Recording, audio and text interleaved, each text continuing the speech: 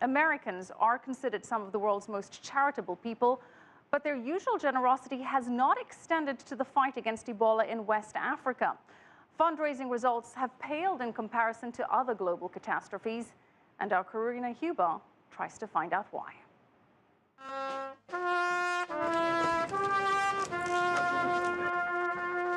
Haiti's earthquake in 2010 galvanized Americans into donating $1.4 billion in the first year. The 2004 Asian tsunami raised $1.6 billion from American donors. The Ebola outbreak in West Africa, which has killed anywhere from 4,900 to 15,000 people, has raised nothing approaching that.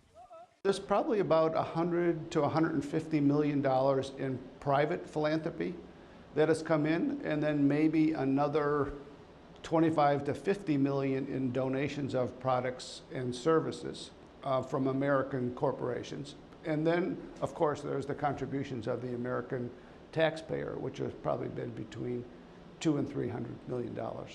But that's not to say Americans are growing less compassionate. A report by the Charities Aid Foundation ranked Americans the most charitable among 135 countries surveyed in 2012.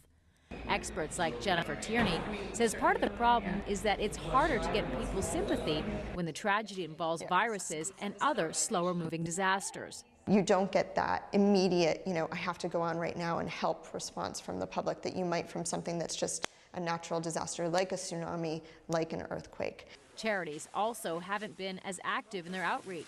That, Tierney says, is partially because so few non-governmental organizations were prepared to respond to Ebola right away.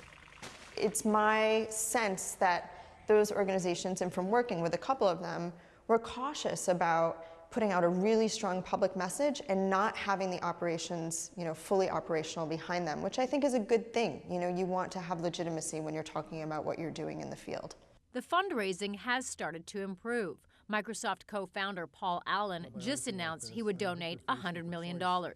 Bill Gates Foundation has pledged $50 million, and Facebook founder Mark Zuckerberg donated $25 million. Donations from ordinary Americans have also begun to trickle in, thanks to increased media coverage of the outbreak. But there is still a massive shortage of funds and a desperate need. The World Health Organization fears 10,000 people per week could be infected by Ebola by December if the outbreak isn't contained. That is 10 times the current infection rate. Karina Huber, CCTV, New York.